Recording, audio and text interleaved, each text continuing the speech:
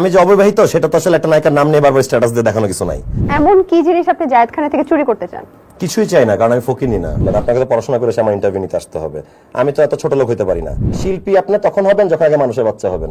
So পুরান ছবি লাড়াচাড়া আমি নিজেই করি। ম্যারিড কেন হবেন বিয়ে না করে? এটা তো একটা পয়েন্ট। রবীন্দ্রনাথ ঠাকুর লিখছে দেখে এটা একটা শিরক হয়ে গেছে, মা কালীকে নিয়ে লেখা হয়েছে। এটা তো আসলে আমরা জন্মের পর থেকে জীবনও শুনলাম না। আর আপনি যখন গানটা গান তখন কি আপনি কলকাতার স্মৃতি ভাসে চোখে, নাকি আপনার নিজের দেশ দেখেন? এটা বলেন। সুলাইমান শকুন ও একটা শকুনের বাচ্চা। বিচারপতি মানিক হল এই ড্রাগ বেচে, হেরোইন কোকেন বেচে ঢাকা শহরে, চেহারার সাথে যায়।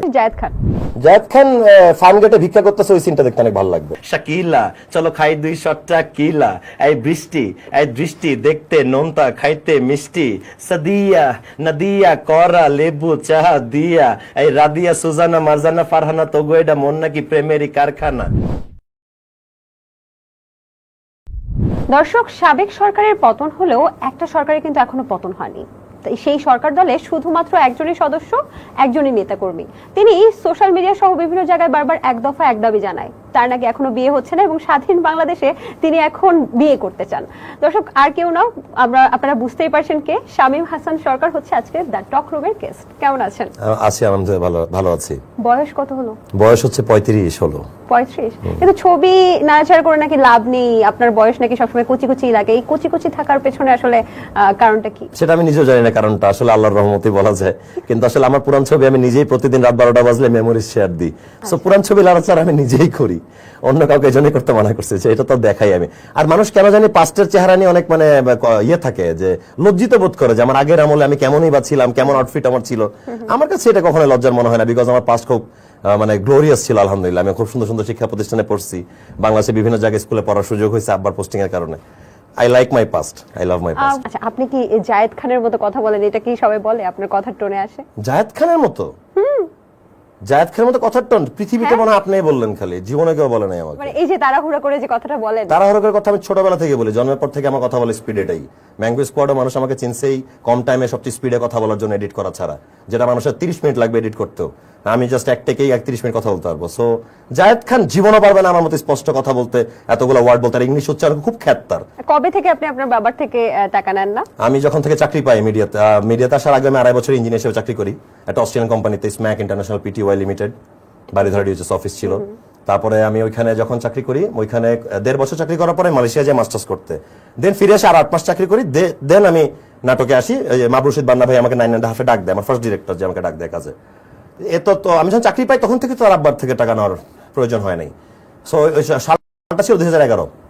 আচ্ছা, 2011 থেকে এই পর্যন্ত আপনি আর বাসা থেকে কোনো টাকা নেননি? ইনফ্যাক্ট যখন মিডিয়া আসি চাকরি ছেড়ে দিয়ে আব্বা বলছিল যে I am not gonna help you, তোমারটা তো মিডিয়াতে আমাদের পরিবারে কেউ যায় না, আমরা চাই না, এই সে হয় না তর্ক। তখন আমি বলছি যে 500 টাকা না নিলে তো হয়েছে, বাসা থেকে বের করে দিও না, খাওয়া দাওয়া রাখো, আমি ইনশাল্লাহ টাকা নিব না, আমি আমারটা দিয়ে চলতে পারবো। আচ্ছা আচ্ছা, আপনি সম্প্রতি মনে হয় তানিয়া বৃষ্টির সাথে একটা নাটক করছেন, তাই তো? একটা না, মোটামুটি বৃষ্টির সাথে 2টা কাজ করলাম লাস্ট এই মাসে। আচ্ছা, আপনার কাছে কি মনে হয়, আরশ তানিয়া বৃষ্টি জুটিটা বেশি সুন্দর নাকি শামীম তানিয়া বৃষ্টি জুটিটা বেশি সুন্দর? এখন এইটা তো আসলে খুবই আপনি কন্ট্রোভার্সি করার জন্য আর কি আমার প্রশ্নটা করলেন। আচ্ছা, এখন আসলে হিসাব করলে প্রশ্নের অ্যানসারটা হচ্ছে যে অহনা শামীম জুটিও কেমন আর তানিয়া বৃষ্টি শামীম জুটি কেমন, এটা তো আসলে ভালো খারাপ ডাইমেনশন হচ্ছে এক এক রকম, এক একজনের অ্যাক্টিং এর ডাইমেনশন এক এক রকম। Obviously Arosh is a good actor, Tania Brishti is a good performer, good actress. আমি নিজে গুড অ্যাক্টর, মানে যেটুকু আমার মনে হয় আমি পারি, যেটুকু চেষ্টা করি। না, নিউট্রাল অ্যানসার আমি নিচ্ছি না, আপনাকে যে কোনো একটা বলতে হবে। না, এটা আমার কাছে মনে হয় যে সবারটাই সব রকম, এটা কম্পারেবল না। মানে আপনি তাহলে আমি এক ব্যক্তি যখন 5টা নায়কের সাথে কথা বলে আই লাভ ইউ বলবো, 5 রকমই হবে, কারণ তার ভয়েস টোন আলাদা, তার পালস আলাদা, তার রিঅ্যাকশনস আলাদা। সো আলাদা যার যার রকম। আপনার সাথে তো সিএনজি ওয়ালাও ছবি তোলে। হ্যাঁ। আচ্ছা, ওই ঘটনাটা কি? ঘটনাটা হচ্ছে যে আমি 1 তারিখ 2 তারিখ 1 আর 2 একটা কাজ করছিলাম এই মাসে। আমার কাজ শুরু হলো 2 মাস বেকার থাকার পরে, এই সিচুয়েশনের পরে। সো সিএনজি আমার লাইফে ফার্স্ট টাইম সিএনজি চালানো এক্সপেরিয়েন্স আমার এই গল্পটাতে। আচ্ছা, খারাপ না, এক্সপেরিয়েন্সটা ভালোই মনে হলো যে পারবো। হ্যাঁ, জীবনে হবে। বাইক চালাতে পারেন? বাইক চালাতে পারি, কিন্তু অনেক পারফেক্ট বাইকার না, কিন্তু মালয়েশিয়াতে বাইক চালাতাম যখন আমি 2.5 বছর এখানে পড়াশোনা করছি। সো সিএনজি চালাচ্ছি, ওই যে 12তে থামছি, শুটিং চলতেছে, আমি একটু ব্রেক পাইছি, কো-আর্টিস্ট শট দিচ্ছে। তখন একজন আমাকে পিছন থেকে জড়ায় ধরছে, নীল রঙের ড্রেস পরে, একই টাইপ ইউনিফর্ম। যদি বল কি ভাইজান আজকে তো আমরা একই ড্রেসে একই চাকরিতে, চলেন না একটা ছবি তুলে রাখি। মানে উনি কি আপনাকে সিএনজি ওয়ালা ভাবছে? না না, উনি আমাকে শামীমই জানে, কিন্তু উনি আচ্ছা। এই গ্রিডটা করছে যে আজকের একটা তো আমরা একই চাকরি, একই প্রফেশনে আছি, চলেন একটা ছবি তুলে রাখি। তখন আমি যে ছবিটা ফেসবুকে আপলোড দিয়েছি, আমি বলছি যে আচ্ছা আপনার সিএনজির সামনে চলেন, আপনার সাথে আমি আমার মোবাইলে ছবিটা তুলে রাখি, স্মৃতিটা আমিও রাখি। তারপরে আপনাকে সেই আর- সিএনজি ওয়ালা আর বাসায় এখানে আসার আগের আরেকটা ঘটনা, ওনার সাথে আমার ছবিটা নাই। এখানে আসার আগে ছিলাম আশরাফি হাসপাতালের সামনে মিরপুর 10-এ, ওইখানে একজন সিএনজি মামা এসে আমাকে বলে যে ভাইজানের কি গাড়ি আছে সাথে, যদি না থাকে তাহলে আপনি যেখানে নামবেন আমি আপনাকে নামাই দিতে চাই, কোনো ভাড়া দেওয়া লাগবে না, আমি আপনার অ্যাক্টিং অনেক ভালোবাসি। আর তারা চোখের সামনে লাস্ট সিকোয়েন্সটা শুটিং হয়েছে, সো তার মনে হয় মন থেকে ভালো লাগছে ব্যাপারটা, হইতে পারে। এখন আমি যেটা করব, একটা র্যাপিড ফায়ার খেলবো। হ্যাঁ, কিছু নাম বলবো, সেই নামগুলো যে প্রফেশনে আছে, সেই ব্যক্তিগুলো যে প্রফেশনে আছে, সেই প্রফেশনে যদি না থাকতো তাদের কোন প্রফেশনে থাকা উচিত ছিল সেটা আপনি বলবেন। আচ্ছা আচ্ছা। তৌহিদ আফ্রিদি। তৌহিদ আফ্রিদি তো বাটপার আসলে, and I don't like him অনেক আগের থেকেই, নট এইগুলো ইস্যুর আগেই। ও আমাকে অনেক আগেই ফেসবুক থেকে রিমুভ করে দিছিল, যেহেতু আমাকে সম্মেলনে ডাকতে পারতো না, ছাত্রলীগের আর দাওয়াত দিতে পারতো না, দিতে না পারার দুঃখে ফেসবুক থেকে রিমুভ করে দিছে। সুলাইমান সুখন। ও একটা শকুনের বাচ্চা, ও আমাকে 18 সালে অনেক কষ্ট দিছে। 18 সালে যদি সাইবার ক্রাইম আমাকে প্যারা দিয়ে থাকে, তাহলে এই সুলাইমান শকুন সাহেব, হি ইজ দ্য গাই যে আমার পিছনে লেগেছিল আমাকে কিভাবে বসানো যায়। হ্যাঁ, এবং সে ডিএইচএসে থাকে। আমার মনে এখন একটা বাসনা আছে যে ডিএইচএস থেকে তাকে বিতাড়িত করে দিব, আমি এরকম প্রতিবেশীর সাথে থাকবো না, কিন্তু এখন কিছু বলতেছি না। আচ্ছা, মানে কোন প্রফেশনে আসা উচিত ছিল? ও ওনার কোন প্রফেশন আসা উচিত ছিল? দালাল, কিসের দাম? ইন দ্য দৌলত দিয়া। তারা কোন কর্পোরেট জবে মানায় নাকি? একটা লুঙ্গি একটা গামছা পরবে, স্যান্ডো গেঞ্জিতে ঘুরবে, মুখে পানের বাটার থাকবে, that's it. Tamim Mridha. Tamim Mridha, he should B একটা মিউজিশিয়ান যে মিউজিক করে প্রপারলি, মানে রেগুলার মিউজিশিয়ান। কারণ আমার আপন খালাতো ভাই, আমরা একসাথে ব্যান্ড করছি, এবং ও অ্যাক্টিং এর চেয়ে ওর মিউজিক এত দুর্দান্ত, ও প্লে ব্যাক করলে বাংলাদেশে one of the best singer থাকবে আমার বিশ্বাস। অ্যাক্টিং করেও যেটা আর কি, মানে আমি মনে করি যে সিঙ্গিংটাই যেন ও ধরে রাখে সবসময়। আচ্ছা, শামীম হাসান সরকার। শামীম হাসান সরকার হচ্ছে ঠিকই আছি, মানে টিভি অ্যাক্টর হিসেবে ঠিক আছে, কিন্তু ইউটিউবার হিসেবে কন্টিনিউ করতে পারলে বাংলাদেশে মানে এই তৌহিদ আফ্রিদি মাফ্রিদি দাঁড়াইতেই পারতো না যদি আমি ইউটিউবটা কন্টিনিউ করতাম ম্যাঙ্গো স্কোয়াড দিয়ে। সেটা আমার ফল্ট যে আমি পারিনি, ব্যর্থতা। আচ্ছা, সৌভিক। সৌভিক হচ্ছে he is a good dancer, so ও ড্যান্সটাকে কাজে লাগাতে পারে অন্য প্রফেশনে গেলে।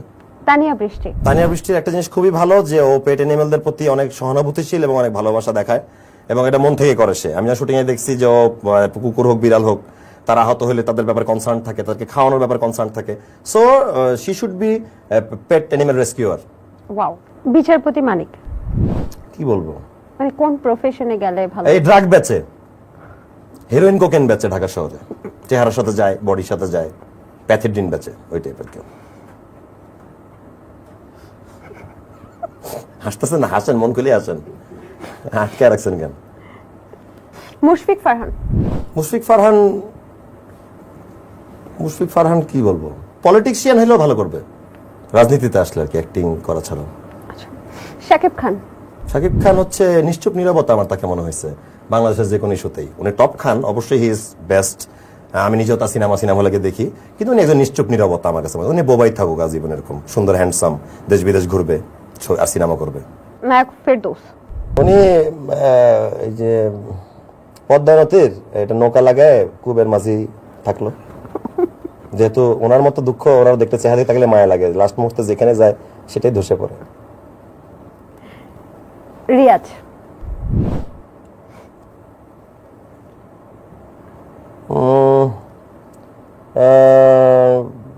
কি বলা যায়, কি প্রফেশন বলতেই হবে, খুব টাফ। মানে এই মানুষগুলোর ব্যাপারে বলতে চাইলে ইজি বলা যেত, প্রফেশনটা আমার মাথায় আসতেছে না। আচ্ছা, উবার ড্রাইভার, উবার চালায়। Mabrur Rashid Panna. He is good, আমার ফার্স্ট ডিরেক্টর, যার কারণে আমি টিভিতে আসছি। He should be good speaker আর কি, মানে তার যে নীতি ব্যাপারটা আছে সে যেন এই তরুণ প্রজন্মকে ইনফ্লুয়েন্স করতে পারে, ইনফ্লুয়েন্সার থাকুক আর কি। আচ্ছা আচ্ছা, কাজল আরিফিন অমি। হি ইজ গুড মেকার, আমি মনে করি উনি এটাই বানাক, যেটা বার করতেছে সেটাই করতে থাকে, মানে অন্য কোনো প্রফেশনে আমি তাকে স্যুট করে বলে মনে হয় না, এটাই বেস্ট, এটা ছাড়া অন্য কোনো গতি নেই। সর্বশেষ জায়েদ খান। জায়েদ খান ফার্ম গেটে ভিক্ষা করতেছে, ওই সিনটা দেখতে অনেক ভালো লাগবে, কিন্তু ওই সুন্দর দামি ঘড়ি আর গলায় চেইন আছে যেগুলো 5 টাকার। তাহলে তো ভিক্ষা দিবে না মানুষ। না দিক, কিন্তু ওই চেহারা লুকেন দেখে দিতেও পারে, এরম ভিখারি তো দেখে নাই মানুষ। 2 মাস বিরতির পর আপনারা শুটিং এ ফিরেছেন, এখন পরিস্থিতি কেমন দেখছেন? পরিস্থিতি, কাজ মাত্র শুরু হলো আর কি, 2 মাস পরে যেটা মনে হলো যে একটু একটু করে শুরু হচ্ছে।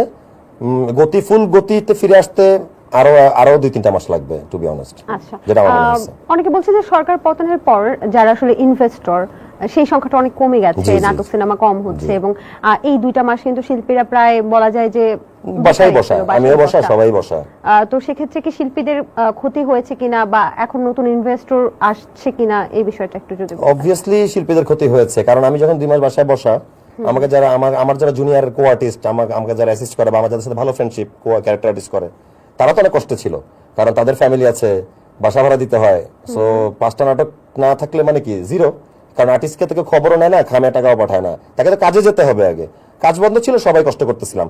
আমাদের এই আর্টিস্টগুলোর চেয়ে কষ্ট ছিল ক্রুরা, আমাদের লাইট ক্যামেরার যে ভাইরা আমাদের সাথে কাজ করে, প্রোডাকশন যারা কাজ করে, তাদের সাথে আমার যোগাযোগ ছিল। সো আসলে আমরা কাজের জন্য ওয়েট করতেছিলাম।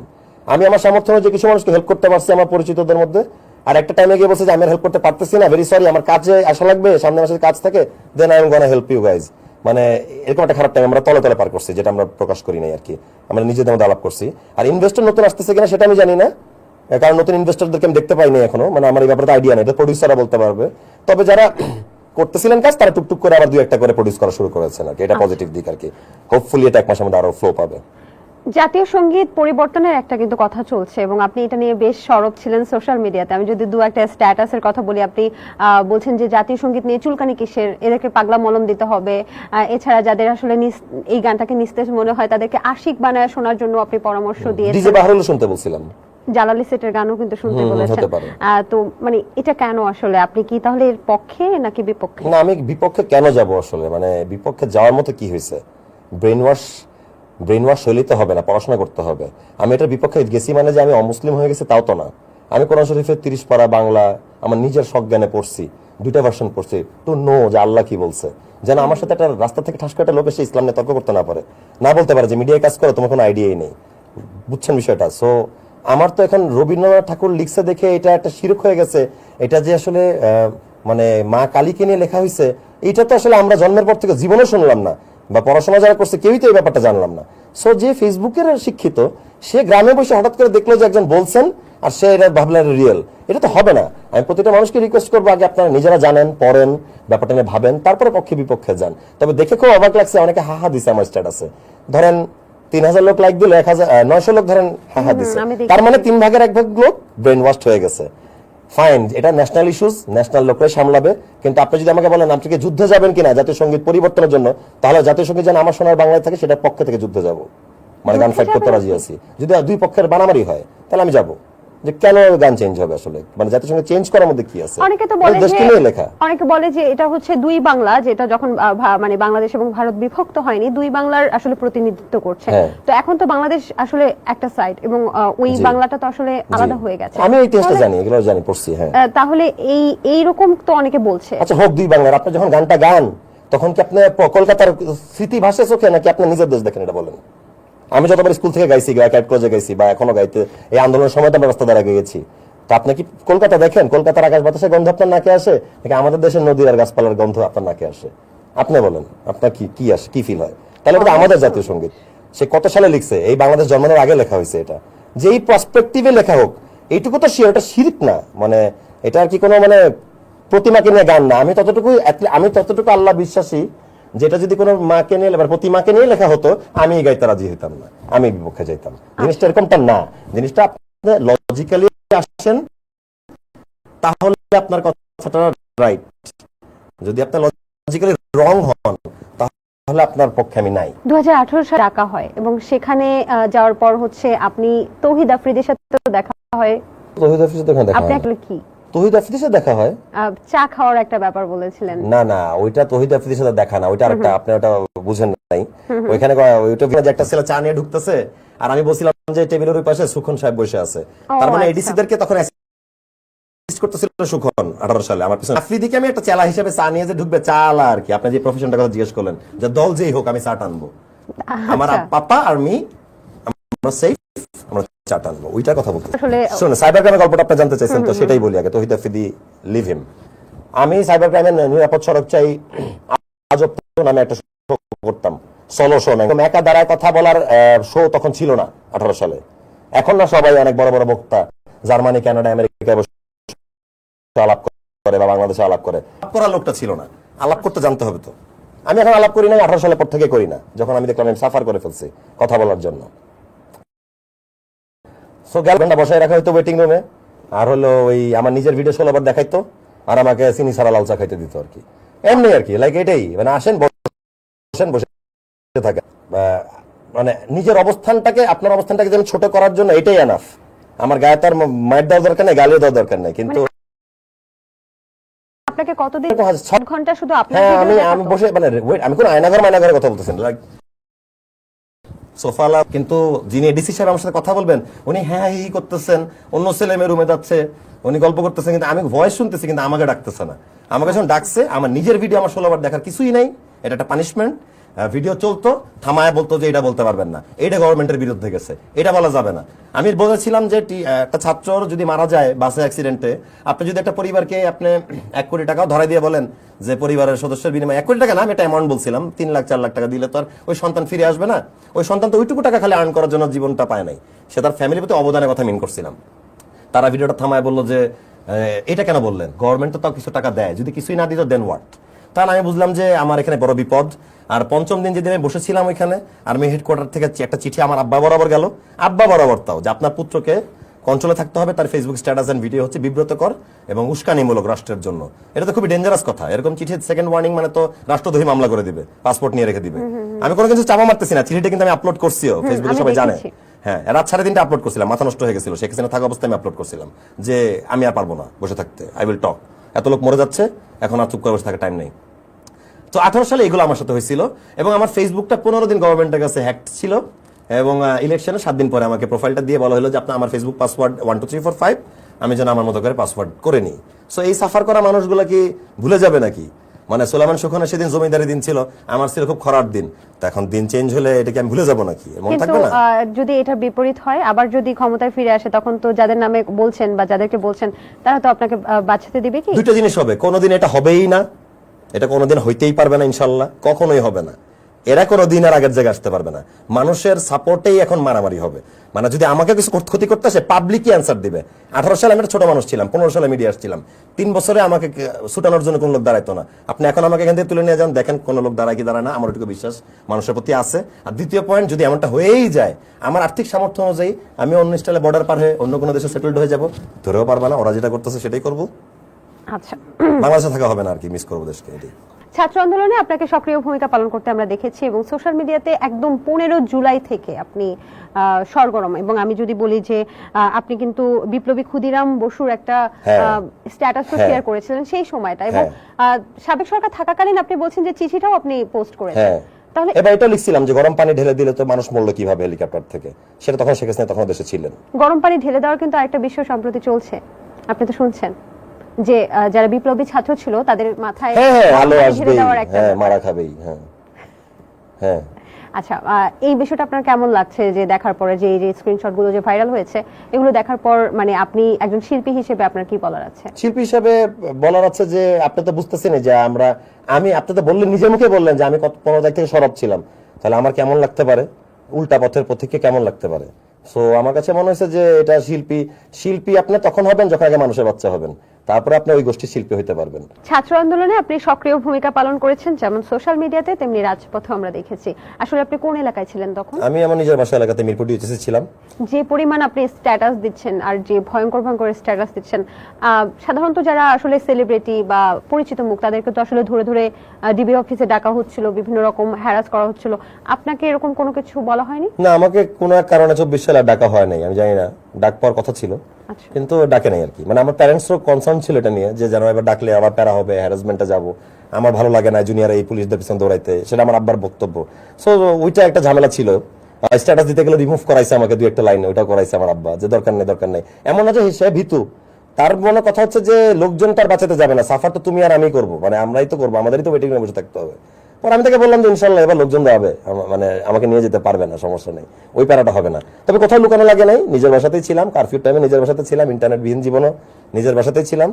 আর ডিএইচএস এ যখন রাজপথে নামছি শুধু একটাই জায়গায় সত্যি বলতে ডিএইচএস এ, কারণ আমাদের এলাকাতে মাইকিং করা হয়েছিল যেটি ক্যান্টনমেন্টের পার্শ্ববর্তী এরিয়া, দয়া করে এখানে কেউ মিছিলে আসবেন না।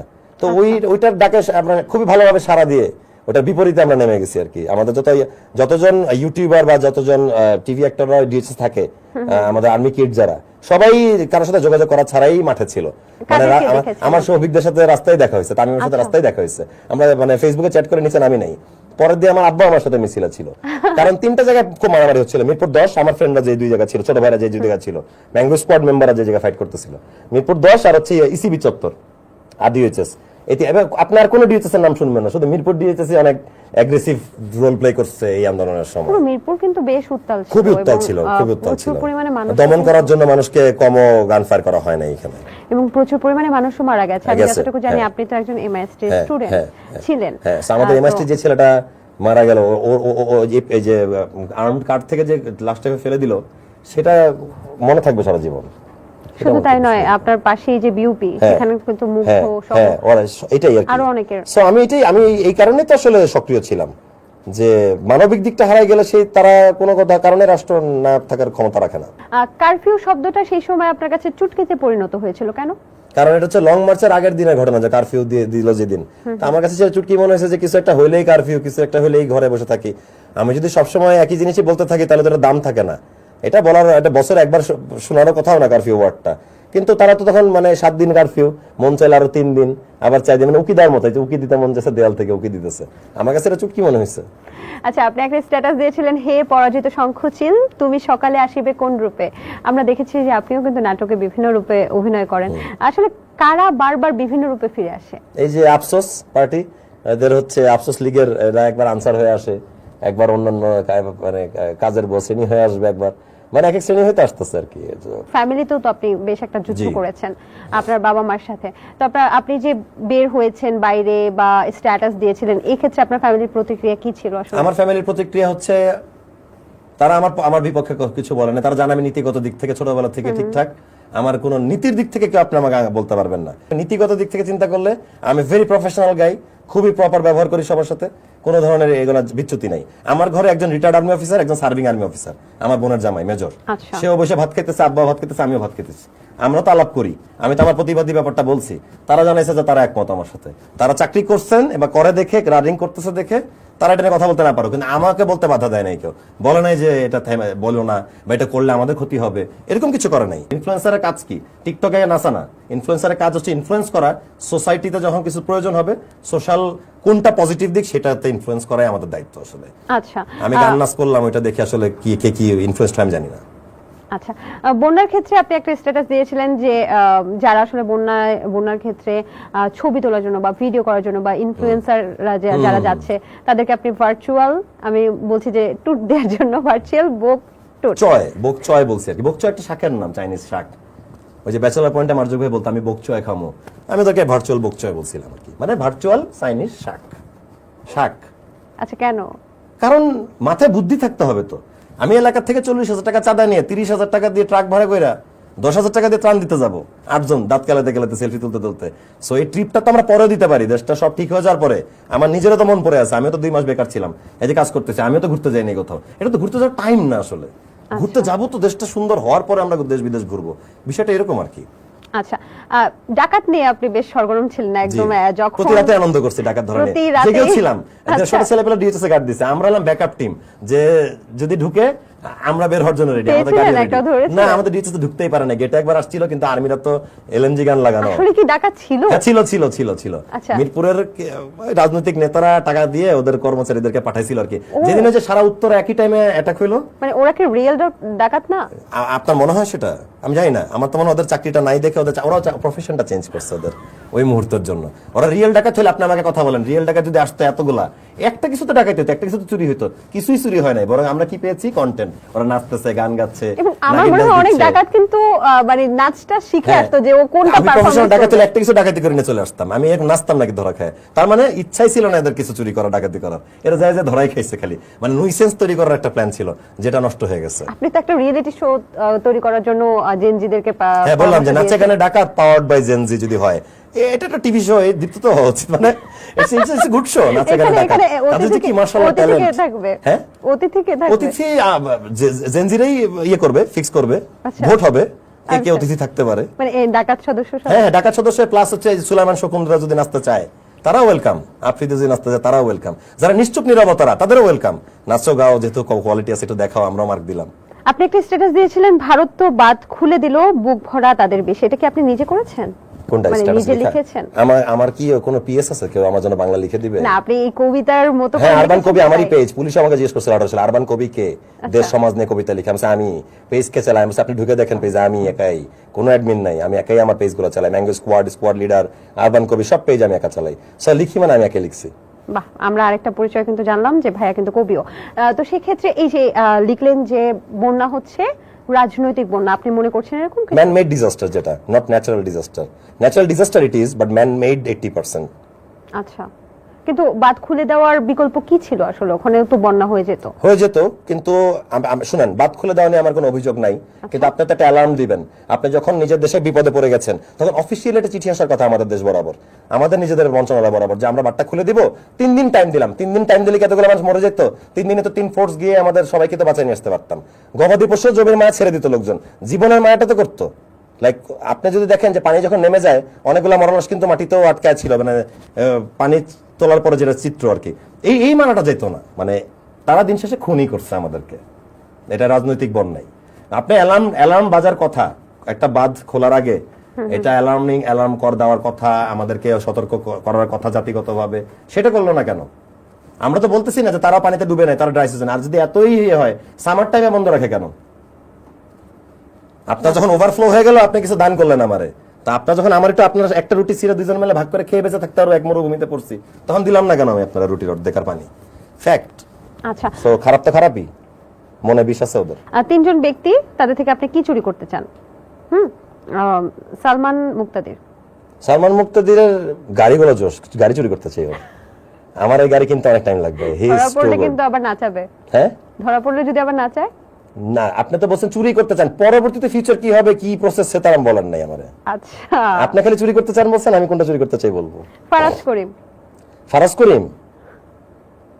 করিমের অ্যাক্টিং স্কিলটা খুব বাজে, নাহলে ওটা নিতে চাইতাম। খুবই বাজে অ্যাক্টিং করছে ভিডিওতে অন করে আর মারে বসে। কি নেওয়া যায় ওর থেকে? আপনি তো সব রিচ লোকদের কথা বলতেছেন, এতে ওর অর্থ ভান্ডার থেকে কিছু টাকা পয়সা নিতাম, কাজে লাগতো, এবং কথা বলতাম, চুপ করে বসে থাকতাম না বোবার মতো। আমার আব্বা আম্মার সাথে ফাইট করতাম কথা বলা লাগলে। আচ্ছা, সাকিব আল হাসানের ক্রিকেট খেলার আগে আমি একটা থেকে কিছুই নিতাম না, আমি একটা ক্রিকেটের একটা স্কিল নিতে চাইতাম তার থেকে। একটা সময় আপনি যে নায়িকাদেরকে আসলে দিক নির্দেশনা দিয়েছেন বা প্রথম আসলে মিডিয়াতে এসেছে, যারা আপনাকে হয় না সিনিয়র জুনিয়র আর্টিস্টদের মধ্যে একটা সম্মানজনক পেশা বা সম্মানজনক একটা ব্যাপার কিন্তু বজায় থাকতে হয়, আর সেই নায়িকারাই এখন নাকি ডেট দিতে চাচ্ছে না বা খুব উপরে উঠে গেছে, এখন আর পেছনের দিকে তাকাতে চাচ্ছে না, এরকম কি আসলে হচ্ছে? এরকম কি হচ্ছে কি আপনি জানেন না? হয়তো এটা তো হয়, আমি তো অভিনয় যাই হোক, কিন্তু আপনার জানা কথা, যেহেতু সব অনেক অভিনয় শিল্পীদের ফ্রেন্ড আপনি। থিং ইজ হচ্ছে যে মানুষ একটু এরকমই, আমরা জাতিগত একটু এরকম, যাকে দিয়ে মিডিয়া আসবেন বা যার সাথে কাজে, যখন আপনার কাজ ছিল না, ম্যাঙ্গো স্কোয়াডে কাজ করছেন বা আপনি বড় হয়েছেন এখন, এটা শুধু মেয়ে কেন, এটা ছেলেরাও তো আমার সাথে বিট্রে করছে, মানে সানগ্লাস পরে হাঁটা দিয়েছে। আমি যেরকম মাবরুর রশিদ বান্না ভাইয়ের নামটা রেসপেক্টের সাথে নেই, যে আমাকে প্রথম কাজে নিয়েছেন, আমি যাদেরকে প্রথম কাজ দিয়েছি তারা কেউই কোনো ইন্টারভিউতে আমার নাম কখনোই নেয় নাই। সো পার্থক্য থাকে, এটা ব্লাড থেকে আসে, এটা ফ্যামিলি থেকে আসে। হ্যাঁ, এটা ব্লাড থেকে আসে, এটা আপনাকে ফ্যামিলি থেকে শিখতে হবে। এটা স্কুলের টিচাররা বলে না যে বাবু তোমাকে কেউ যদি কিছু বলে কৃতজ্ঞতা প্রকাশ করতে হবে, এটা আমাদের বাপ মারা আমাদের শিখাইছে, এটা ওদের জানা নাই। তো যাই হোক, এটা কোনো ব্যাপার না। ধরেন এখন একটা নায়ক আমার চেয়ে উপরে আছে, তার বেতন 10 গুণ, তার পাওয়ার অনেক, সে চাইলে আমাকেও ব্লক দিতে পারে, মানে ব্লক ইন ওয়ে, শোনো শাপলা তুমি তো আমার সাথে কাজ করতেছো, ওর সাথে করো না, ওর সাথে লাগাও ঘাপলা। এন্ড কথা হলো যে এই শাপলাটা কে আসলে? এটা কাল্পনিক ক্যারেক্টার, ম্যাঙ্গো স্কোয়াডের যে কোনো মেয়ে, আমার শাপলা নামে কোনো ডার্লিং ছিল না, এটা আর ভাইবেন না, আমার বউ ছিল একটা শাপলা নামে। যাই হোক, তো যেটা কারণটা হচ্ছে যে ওই নায়কের খারাপ টাইম আসতে পারে, তখন এই শাপলারা আবার আমাদের সাথে কাজ করবে, এটাই মিডিয়ার নিয়ম। তাই আমি কারণে কিছু বলতে চাই না, কারণ ভালো দিন আসলে তো এরাই আবার আমার সাথে কাজ করবে, যারা আমার সাথে কাজ করতো আগে। আমার তাদের সাথে কোনো ঝগড়া বিবাদ হয় নাই, আমার তাদের সাথে কোনো ব্যক্তিগত সম্পর্ক ছিল না, আমার হালকা লেজারিংও ছিল না যে বিচ্ছেদের প্রশ্ন আসতেছে, আমাদের জাস্ট ফ্রেন্ডশিপটাই ছিল। ফ্রেন্ডশিপ থাকলে আবার ধরেন আমি আপনার ফ্রেন্ড, আপনি এখন বড় নায়িকা হয়ে গেছেন, আপনি ফ্রেন্ডশিপের মর্যাদা কেন দিবেন না? আমি আপনার সাথে এই টাইমে এসে আপনার সাথে ইন্টারভিউ দিচ্ছি না, আপনি দিনটা মনে রাখবেন না? এখন মনে রাখা না রাখাটা তো পারিবারিক শিক্ষা, এটা জান নাই তাকে নিয়ে কথা বলে আমার লাভ নাই। নায়ক নায়িকাদেরকে এমপি বা রাজনীতিতে আসা উচিত না মনে করি আমি। আসলে নায়ক নায়িকা কি, গায়ক গায়িকা, ক্রিকেট প্লেয়ার, মানে যারা পাবলিক ফিগার, আমরা যারা আমরা সব ধর্মের সব মানুষের এই দেশের, আমরা কোনোদিন একটা স্পেসিফিক দলের জন্য স্লোগান দিতে পারি না। এটা আসলে দেখেন, এই যে আমি যে কারো দলের চামচামি করি নাই, সেই কারণে কিন্তু এই জোর গলা কথাগুলো নিউট্রালি বলতে পারতেছি। এটার মধ্যে একটা মজা আছে, কারো আন্ডারে না থাকা। আচ্ছা, আপনার প্রথম ইউটিউবিং শুরু হয় ম্যাঙ্গো স্কোয়াড দিয়ে, এখন সেখানে 2 মাস 4 মাস 5 মাস এত পর পর কেন ভিডিও আপলোড হচ্ছে, কেন এটাতে আপনি সরব না? আমি চিঠিটা যেদিন আপলোড দিছিলাম, গোপনীয় চিঠিটা, সেদিন আমি একটা সেন্টেন্স লাস্টে লিখে রাখছিলাম যে এই 18 সালের পর থেকে কখনো মাথা তুলে দাঁড়াতে পারিনি, কখনোই মনের বাক স্বাধীনতাই পাই নাই যে আমি আমার মতো ভিডিও বানাতে পারবো। মানে ধরেন বাক স্বাধীনতা বলতে বিষয় আছে ভিডিও বানানোর ক্ষেত্রে, সব তো চাপায় চুপায় কোনো মতে একটা অনুষ্ঠান করলে হয় না। আর আমার ভিডিওগুলোতে আমি সোশ্যাল মেসেজ রাখতে চাইতাম সবসময়। মানে ম্যাঙ্গো স্কোয়াড নামটার একটা ভ্যালু আছে, কন্টেন্টের একটা ভ্যালু আছে। ইটস নট একটা fun blog, hey hello friends, আমি এরকম করছি কম। অস্থির বাড়িওয়ালাও কিন্তু একটা কন্টেন্ট, এবং এটা আমার ওই যে ফেসবুক হ্যাক করার পর যখন নির্বাচন হয়ে গেল দেশে, আমাকে ফেরত দেওয়া হলো। আমি এই ভিডিওটা বানাইছিলাম এই কারণে যে বাড়িওয়ালাই হচ্ছে আমাদের স্বৈরশাসক এবং হচ্ছে ভাড়াটিয়ারা হচ্ছে আমরা জনগণ, এবং এইভাবে করে রুলস এন্ড রেগুলেশন চলতে হবে। আচ্ছা, ওই কারণে আমি এটা প্রতীকী অর্থে বানাইছিলাম। এখন তো বাক স্বাধীনতা এসছে, এখন কি শামীম হাসান সরকার সবসময় ইউটিউবিং এ এখন আসলে এত লোক আছে বাক স্বাধীনতার পরে হিসাব বলা, লাইভে গিয়ে এই সেই, ওদের 20,000 লাইক আছে, লাইক এখন দায়িত্ব পালন করার লোক এসে গেছে। আমি আমার যুদ্ধ করা পর্যন্ত দায়িত্ব পালন করেছি, এখন আমার চুপচাপ ডিপ্লয় করা হয় নাই, আমি চুপচাপ বসে আছি। আবার লাগলে, আবার কোনো কিছু লাগলে আমি আবার যাবো। আপাতত আমার মনে হচ্ছে যে বলার মতো মানুষ এখন অনেক হয়ে গেছে। 18 সালে ছিল না, আমি পূরণ করছি। এখন 20 জন আছে, আমি বসে থাকলেও হবে, আমার তো লাইক কমেন্ট শেয়ার লাগবে না। বহুত আছে লাইফে, পাইছি আলহামদুলিল্লাহ। আলহামদুলিল্লাহ। তবে একটা বিষয় একটু জানতে ইচ্ছে করছে, ইউটিউবিং করে বেশি আয় করা যায় নাকি আসলে নাটক সিনেমা করে? নাটকের বান্ডিল এত মোটা, ইউটিউব থেকে 5 টাকা আসে না। আপনি আমার চ্যানেলে যদি দেখাই, আমি আমার সেটিংসে $8 আছে, $8 দিয়ে তো আমার পার ডের খরচই $8 বেশি। কিন্তু ভালোভাবে করলে আসতো না? ভালোভাবে করলে কেন, আমরা তো দেখেছি যে রাফসানদার ছোট ভাই একটা গাড়ি কিনে ফেলেছে এবং তার মাকেও দিয়েছে, এটা আমরা তো সেগুলোও দেখেছি। এটা কিন্তু শুধু ইউটিউবের টাকা কিনে নাই, এরকম অডিটরি কিনতে গেলে আপনাকে 10টা ইভেন্টে যেতে হবে, 5 লাখ টাকা করে পেমেন্ট পাইতে হবে, ব্র্যান্ড এন্ডোর্স হইতে হবে, ক্লোদিং এর ব্র্যান্ড আছে ওর, ও ব্লু ড্রিঙ্ক বের করলো, মানে আরো 10টা জায়গা। আমার কোনো বিজনেস নাই, আমার টিভি অ্যাক্টিং এ আমার মেইন টাকা আসে, মানে আমার আর্নিং সোর্স। আমি যখন ভিডিও করি তখন এই আমার আর্নিংটা দিয়েই আমি আমার ভিডিও নামাই। মানে আমি যখন প্রডিউসার থাকি, আমার টিম মেম্বাররা আমার এই বেতনের টাকাটাই আমি শেয়ার করি ওদের সাথে। সো আমার একটাই আর্নিং সোর্স, আমার একটাই ব্যয়ের সোর্স, মানে যে ম্যাঙ্গো স্কোয়াড। সো আমার আর্ন যখন হয় না, তখন আমার ভিডিও হয় না। মানে আমি তো ছেলেবেলকে মাগনা কাজ করতে পারি না, ক্যামেরা যে ধরে তার তো মিনিমাম পেমেন্ট আছে, এডিট যে করে মিনিমাম পেমেন্ট আছে, এটা হচ্ছে টিম আমারটা। সো ওই জন্য আর কি ভিডিও করা হচ্ছে না। তবে আমি এই সোশ্যাল ইস্যুস নিয়ে আমি ব্যক্তিগতভাবে ফেসবুকে কথা বলে যাব, টিম নিয়ে ভিডিও করতে ইচ্ছা করতেছে না। তবে যদি প্রয়োজন পড়ে, আমি বললাম তো, আমার মন যখন বলবে যে লাগবেই, আমি কালকে শুট করব উইথাউট এনি নোটিস আর কি। মানে আমার মন যখন চাবে যে এটা এখন আপলোড দেওয়া লাগবে, কথাবার্তা ছাড়াই আপলোড হবে। এই মুহূর্তে আলাদিনের আশ্চর্য প্রদীপ পেলেন এবং সেখানে বলা আছে ওটিটি নাকি সিনেমা, কোনটা এই মুহূর্তে করতে চায়? আমি ওটিটিতে করতে চাবো। সিনেমা করবেন না? না, সিনেমা করার ইচ্ছা নেই? ইচ্ছা আছে, কিন্তু আমি আমার নিজের ফার্স্ট চয়েসটা আগে বললাম। আচ্ছা, ধরেন আপনি সিনেমা যদি বাছাই করতেন, আর সেই সিনেমাতে আপনার বিপরীতে কোন নায়িকাকে এখন সবচেয়ে বেশি যোগ্য মনে করেন, বা আপনাদের জুটিটা অনেক বেশি সুন্দর? সিনেমা যদি করি, obviously I will go for Tania বৃষ্টি।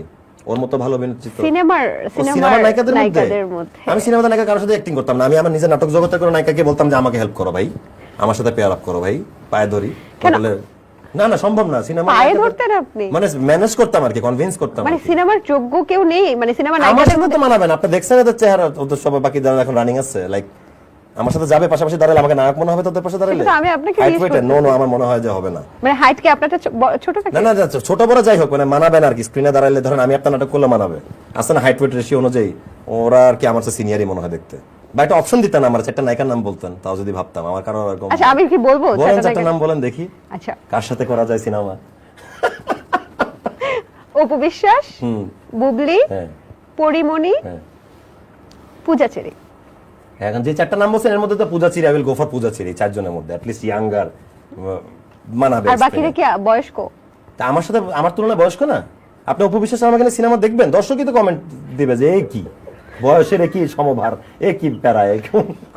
আমরা বুঝতে পারলাম। তার মানে যদি সিনেমাতে আপনি করেন, তাহলে আপনি কি কমেডি নায়ক হবেন, নাকি হিরোইজম কোন একটা কাজ করবেন, নাকি অ্যাকশন, নাকি থ্রিলার, আসলে কোনটা করবেন? আমি যদি ওটিটিতে কাজ করি অথবা সিনেমাও কাজ করি, আমি রিয়েলিটি বেসড গল্পে যেতে চাবো। আমি একটা ঘুষি দিছি 40 জন উড়ে গেছে, সেটা আমি করতে চাই না। আমার গায়ে শক্তিতে যে একজনের ধাক্কা দিলে যতদূর পরে আমি ততদূর দেখতে চাই। আমি একটা বাস্তবসম্মত এবং যেহেতু একটা সুযোগ পাচ্ছি নাটকের, একটা সিনেমা করার সুযোগ পাবে, ইটস এ বিগ প্লেগ্রাউন্ড আছে না? ছোট ছোট পাড়ায় খেলতাম, এখন জেলা পর্যায়ে সুযোগ পাইছি, বিভাগ পর্যায়ে সুযোগ পাইছি। আমি এটাকে I will make it happen.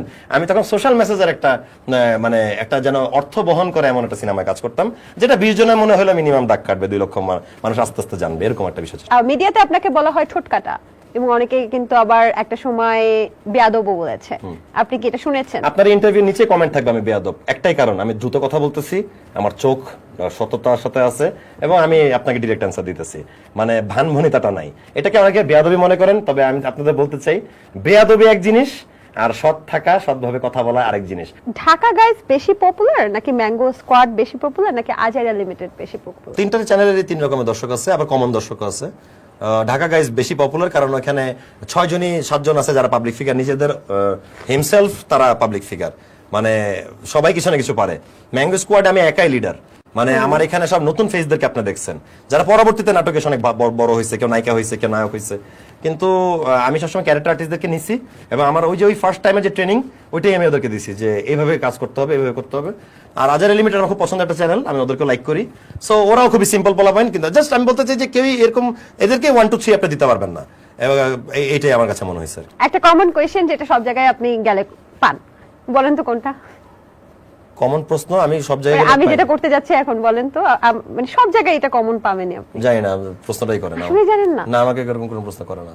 কেউ করে না? কি করবে আপনি বলেন, প্রশ্নটা শুনলে বুঝতে পারবো। ব্যাচেলর পয়েন্ট থেকে কেন সরে দাঁড়িয়েছে? ও আচ্ছা, এটা রিসেন্টলি কেউ আর করে না, আন্দোলনের পরে আর কি আর এই প্রশ্ন আর আসে নাই। আসে নাই, To be honest, এই জন্যই তো আন্দোলনের করলাম। ইস্যুস চেঞ্জ হয়েছে, কিন্তু তার একদিন পর্যন্ত আর কি এই সংকটের আগের দিন পর্যন্ত হ্যাঁ কেন করি না এই প্রশ্নটা আমাকে শুনতে, এটা ঠিকই আপনাকে বলছেন। অভিমান ছিল? না না, কোনো অভিমান না, প্রফেশনাল লাইফটাতে আসেন না। আপনার এই টিভি চ্যানেলে হোস্ট হিসেবে জমতেছে না, আপনি পলিটিক্সের শিকার হয়েছেন এখানকার প্রোডিউসারের সাথে, অন্য কারোর সাথে আপনার লাগছে, আপনি তো অন্য চ্যানেলে চলে যাইতেই পারেন। তাহলে আমি একটা টিভি অ্যাক্টর, আমি একটা নাটকের সিরিয়ালে আমার জমতেছে না, আমি তো চাকরি ছেড়ে দিয়ে আরেকটা চাকরিতে যেতেই, মানে আরেকটা দোকানে যেতেই পারি, আরেকটা চ্যানেলে যেতেই পারি। তার মানে শামীম ভাই পলিটিক্সের শিকার হয়েছিল? অবভিয়াসলি আমি হইছি। ওকে ওকে, আচ্ছা নাটকের স্ক্রিপ্ট দেখার সময় বা নাটকের নামগুলোতে আপনি এটা নিয়ে অনেক প্রতিবাদও জি, জি, করেছেন, জি, জি। আর সেক্ষেত্রে এখন কি আসলে ভিউজ কেন্দ্রিক হয়ে যাচ্ছে আমরা? ভিউজ কেন্দ্রিক হয়ে যাচ্ছিলাম আমরা, কিন্তু এখন তো সিচুয়েশনটা চেঞ্জ হয়েছে, কাজ কমে গেছে, সংস্কার কিন্তু এখানেও চলতেছে। আপনি যাই বলেন, আমি 1 তারিখ থেকে যতগুলো কাজে শুটিং করছি সেখানে কিন্তু আমি গল্পের একটা চেঞ্জ দেখতে পাইছি, মানে সবাই জামাই বউ শ্বশুর শাশুড়ি থেকে সরে এসে মানে এই যে সমসাময়িক যে ঘটনা চলছে, টাকার গরম নাটকের নাম, এই ব্যাপারটা চেঞ্জ আসতেছে আর কি আস্তে আস্তে, বা এবার তো আর মানুষ সো কন্টেন্ট চেঞ্জ হচ্ছে। সো আমার মনে হয় যে এখন আর ভিউজ না নিয়ে ভেবে মানুষজন কন্টেন্ট নিয়েই ভাববে আর কি। আমার বিশ্বাস যে 1-2 মাসের মধ্যে আমরা এইটার ফলাফল দেখতে পাবো আর কি। হানিমুন কোথায় করতে চাচ্ছেন? হানিমুন আমি আমার পছন্দের দেশ টার্কি, আমি I will go to turkey. কাজের সময় ঘুম পেলে কি করেন? কাজের সময় ঘুম পেলে ঠাস করে, যদি ফ্রি টাইম পাই ঠাস করে সোফা টোফা যেখানে এলাকায় আছে ঘুমাই নেই 5 মিনিট। আপনি কি পাওয়ার ন্যাপ পারি প্রথম পারতাম না এই চাকরিতে, এখন আমি পাওয়ার ন্যাপ নিয়ে আমি 5-10 মিনিট ঘুমাই, আমি আবার কাজে যেতে পারি, এটা হয়ে গেছে চাকরি করতে করতে। আচ্ছা, কমন জেন্ডারের ভূমিকা অভিনয় করার পর আপনি নাকি নিজেও বাস্তবে ওইরকম ভাবে অনেকদিন ওই ক্যারেক্টার থেকে বের হতে পারছিলেন না? না এমনটা ছিল না গল্পটা, আমি এটা ফেসবুকে লিখছিলাম। আমার গল্প অনেকদিন না, একটা দিন ওই ক্যারেক্টারটা ছিল আমার গায়ের মধ্যে। আমার হাতে নেল পলিশটা তখনও ছিল, প্যাক আপ হয়ে গেছে, রাত 3টায় বাসায় আসছি। তো আমি আম্মুকে আর কি কোমরে হাত দিয়ে মেয়েদের মতো দাঁড়ায় বলছি, আম্মা একটু নাস্তা দিবা আমারে, মানে আমি বুঝছি যে আমি এটা হওয়ার কথা না। তো তারপরে আমি আম্মুর হাতের সাথে আমার নিজের হাতে ছবি তুলি, রিমুভার দিয়ে আমার নেল পলিশ উঠাই, তার ক্যারেক্টারটাকে বিদায় দেই। আচ্ছা, বাথরুমে কি ধরনের গান করেন? বাথরুমে সব ধরনের গানই করি, গান গোসল করার সময় গান গাই আর নাচি আর গোসল করি। আচ্ছা, সেখানে কি আধুনিক বা হিপ হপ কোনটা? সব রকম গান, সব রকম, মানে আমার যে মুড যেদিন যে গান গেতে ইচ্ছা হচ্ছে। শেষ কবে কেঁদেছেন? শেষ কবে কেঁদেছেন? শেষ আমি কেঁদেছি আন্দোলনের সময়, কারণ আমার চোখে পানি আসছে মানুষকে গুলিবিদ্ধ হওয়া দেখতে, মানুষের গুলি বের হয়ে যেতেছে, রাস্তায় পড়ে যাচ্ছে, মানে মানুষ তো ভাই, মানে আমি যদি আমার চোখে পানি এসে থাকে তাহলে এই টাফ টাইমটাতে। আচ্ছা, এই জীবনের সবচেয়ে বড় আফসোস কি? জীবনে কোনো আফসোস নাই, মানে আমার জীবন পারফেক্ট যাচ্ছে আল্লাহর রহমতে, আমার যেখানে যেটা করার সেটাই আমি করছি। আফসোস তারই থাকে যে করতে পারে না বা করে না বা কারো আন্ডারে আছে, আমি কারো আন্ডারে ছিলাম না, সো এই জন্য আমি খুশি। কাকে ধন্যবাদ জানাতে চেয়েও আপনি কখনো জানাতে পারেননি? আমি ধন্যবাদ জানাতে চাই আমার আব্বা, মামা, ছোট বোনকে। এই 3টা মানুষ আমার লাইফে এতটাই হেল্প করছে যে আমার লাইফে আমি যতবার বিপদে পড়ে গেছি ততবারই আমাকে আবার জায়গায় তুলছে, এবং আমি আজকে বসে বসে কথা বলতেছি, এটা ফর দেম, এই 3 জনের জন্য। কত নাম্বার এক্স কে সবচেয়ে বেশি মিস করেন? আমি যদি কাউকে মিস করি না কোনো এক্স কে, টু বি অনেস্ট, কিন্তু যদি আপনি বলেন পৃথিবীর প্রত্যেকটা মানুষ তার প্রথম ভালোবাসাকে ভুলতে পারে না, আমি প্রথম ভালোবাসাকে যদি কখনো বলেন তাহলে তার চেহারা আমার চোখে ভাসছে, বাকি আমার পরের গুলার কারো চেহারা আমার কখনো মনে নেই। কার অভিনয় দেখে আপনি অনুপ্রাণিত? কার অ্যাক্টিং দেখে? বাংলাদেশে না বিদেশে? বাংলাদেশে। আই এম ডেফিনেটলি আমি মোশাররফ করিম ভাইয়ের ফ্যান, আমি নিশো ভাইয়ের ফ্যান, তাকে অ্যাক্টিং অ্যাসিস্ট করার সুযোগ হয়েছিল অনেকগুলো নাটকে, মোশাররফ ভাইকে মাত্র 2টা নাটকে হেল্প করছি, তো এই 2জনের ফ্যান আমি। আচ্ছা, আমরা যতটুকু জানি যে আপনি রোমিও নামে একটা গান করেছিলেন, হ্যাঁ, হ্যাঁ। মনে আছে? জি, জি, জি। আচ্ছা, আমরা সেই গানটা শুনতে শুনতে বিদায় নিতে চাই। ওকে। তো আমরা কি সেটা শুনতে পারি? হ্যাঁ, শোনো। সেখানে অনেকগুলো মেয়ের নাম ছিল হ্যাঁ, না? হ্যাঁ, হ্যাঁ, হ্যাঁ। ওই মেয়েগুলো কি সবাই আপনার পরিচিত? না না না, এইটাই বেস্ট, ভালো একটা প্রশ্ন করছেন। আমার লাইফের জড়িত করা কারণ নাম এখানে নাই। Sure? হ্যাঁ, শিওর। আচ্ছা, এই নাম তো নামগুলো কমন নাম, বাছাই করলেন কিন্তু কিভাবে? নাম বাছাই করছি আমরা রাত্রেবেলা তিনজন আড্ডা দিচ্ছি। তো আমি যেটা করছি হচ্ছে ফেসবুক ঘাটছি এরকম, আর ওই যে হেডে যে নামগুলো আসে এরকম আমি কিছু বের করছি, আর কিছু কিছু মানে নিজে মনে করে ছন্দ মিলানোর জন্য করছি আর কি। আমার একটা দুঃখ আছে, বলেন, আপনার সেখানে নামটা নাই। আমার নাম নেই কিন্তু আমার আম্মুর নাম আছে। তাই? আর এটা তো জানি না, কিছু কিছু এরকম ঘটছে, কিন্তু এটা খুবই ফানি তাই না, যে আন্টির নাম হ্যাঁ, আছে, আমি কিন্তু যখন আপনার নাম আম্মুর নাই। সামনে আজকে শুনছিলাম তখন আম্মু বলে, দেখ দেখ দেখ আমার নাম আছে তোর নাই। এটা ভালো লাগছে শুনে, এটা এরকম রিভিউ পাই নাই, এটা ফার্স্ট আচ্ছা। আপনার থেকে শুনলাম। ঠিক আছে, আমরা গানটা শুনবো, তার আগে বলছি দর্শক, দ্য টক রুম থেকে আজকের মতো আমি সবাইকে বিদায় নিচ্ছি। আগামী পর্বে আবারও কোনো গেস্টের সাথে কিন্তু আমরা হাজির হব। সে পর্যন্ত ভালো থাকবেন, সুস্থ থাকবেন, এবং শেষটা করছি আমরা শামীম হাসান সরকারের গান দিয়ে। শুরু করেন। ওকে, সো আমাকে মাফ করতে হবে যে গলা ঠান্ডা লাগছে, এটা মেনে নিয়ে No করছি, ঠিক আছে? চারিদিকে এত মাইয়া তবু আমি একারে, মনটারে কাইরা নিল মনের প্রেমের একারে, ধোকা তো খাইছি বহুত, হইতে চাই না বোকারে, তোমার এই রোমিওরে চিনে সবাই নগরে। এই শাপলা শাকিলা চলো খাই 200 কিলা, এই দৃষ্টি দেখতে নোনতা খাইতে মিষ্টি, সাদিয়া নাদিয়া করা লেবু চাহা দিয়া, এই রাদিয়া সুজানা মারজানা ফারহানা তোগো এটা মন নাকি প্রেমেরই কারখানা। এই জাদুর গাইলাম। Wow wow, thank you so much. Thank you.